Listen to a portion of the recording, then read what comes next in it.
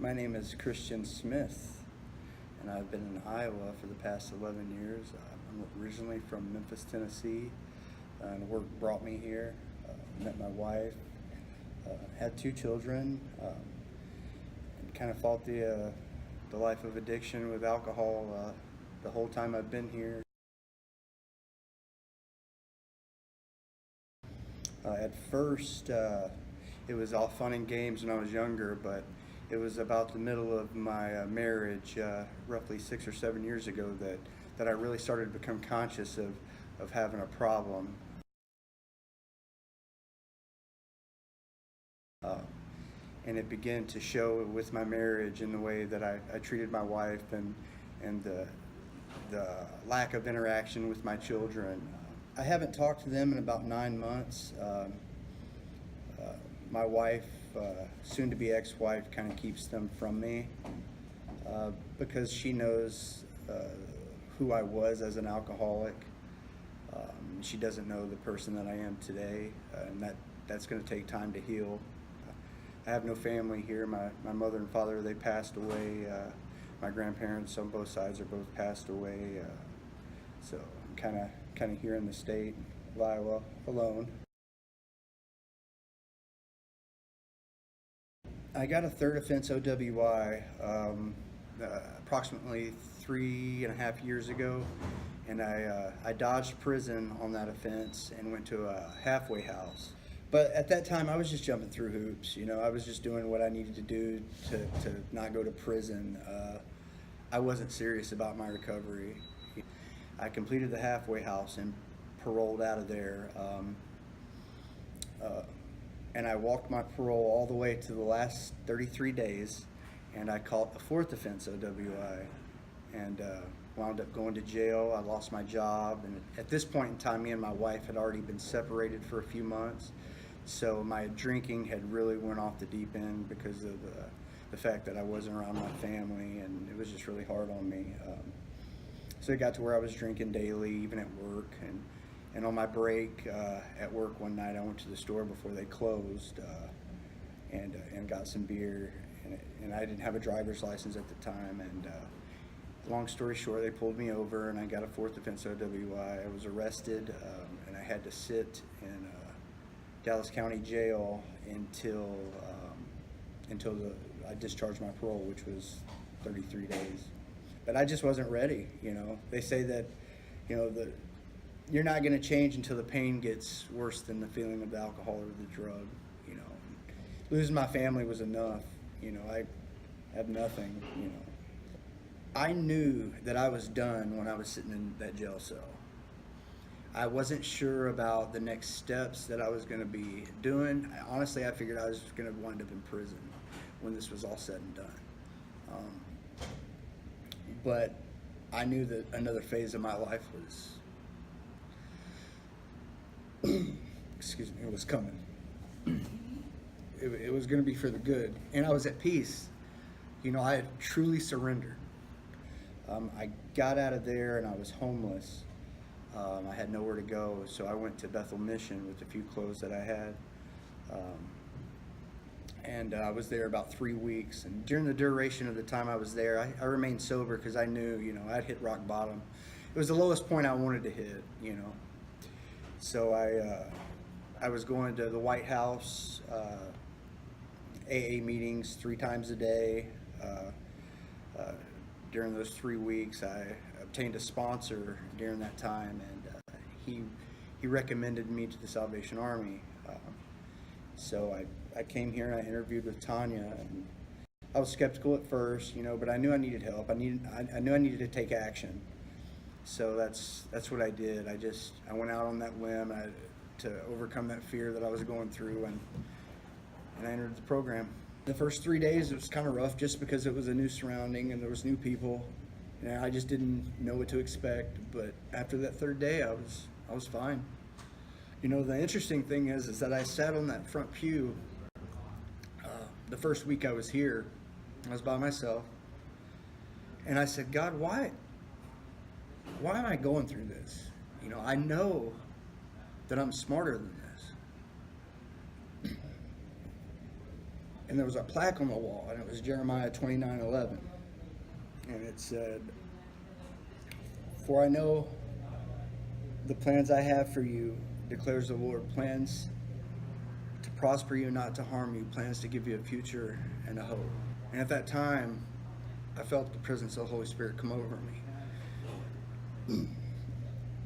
And I knew I was going to be okay.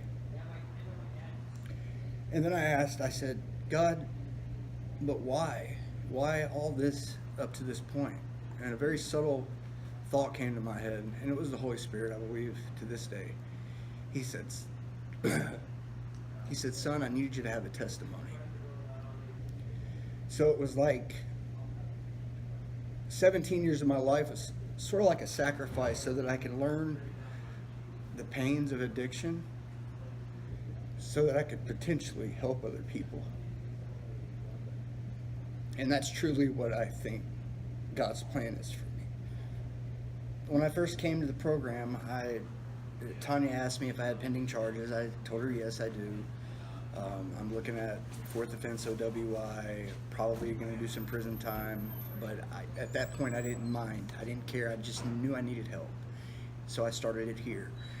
And I progressed through the program, and then finally that dreaded court date came, and we went to court, and Tanya came with me.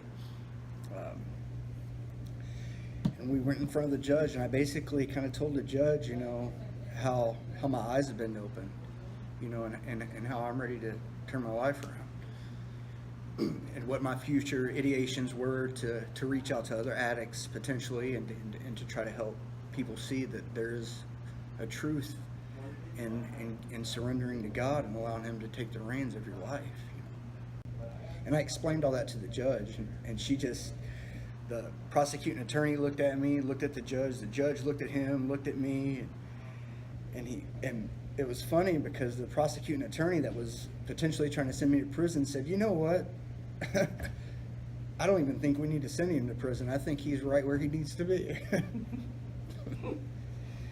Well, And that was God. And the judge looked at me and said, "You know what? I'm backpedaling from sending you to prison." She says, "I think you're exactly where you need to be." And I can see the change in your life. I can see it in your eyes and the way you express it through your speech. She says, "I'm going to give you a shot." She says, "And this never happens. Not on a fourth offense OWI." And granted, I've never been to prison on any of these. I thought hands down I was supposed to go. The judge knew going into this thing I was going, but something happened. God interceded in that situation. This is what I need to be doing. And I came in here, and I've embraced the program. I love it here. It's like this is my new family. I have an opportunity to share my experience, strength, and hope with the new guys that come in. Not everybody listens, but that's okay. It's just not their time. But if I could reach one person, then I'm doing my job. And I give, for one credit to God, but two, I give it to the Salvation Army as being that tool that God used to allow me to see. One thing I can say that, and this could be to somebody that's an unbeliever or somebody that's not sure, if you just have that one inkling of question about a higher power, just that faith of a mustard seed that you don't even have to understand, God will reveal Himself.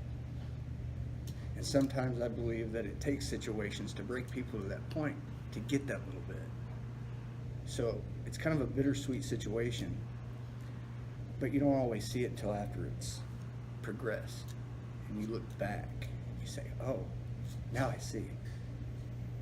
And that's the beautiful thing about this and my story, is that there's a lot of pain that I caused. But at the same time, there could be a lot of lives that can be touched because of it. It's kind of a sacrifice situation, but I believe more good will come out of this than any bad that's ever came out of it. If you question your faith, then you're on the right track, because that opens up a door for God to show you more. You know, if you close yourself off, then you're going to remain lost. I became a soldier for the Salvation Army here, and the plan is to keep moving forward with the Salvation Army, potentially going to their college in Chicago, and just excited to see where God has, what kind of plan He has for me. You know, I know when I think about doing the Salvation Army path, it brings joy and peace. So I mean, that's that part of me that knows that this is probably what God's wanting me to do. I have a passion for people. It's really a newfound passion since I've been here. You know, but like I said, I needed that experience and that hardship so that I could connect with the passion that I'm finding with people. You put those two things together, then you got a beautiful thing.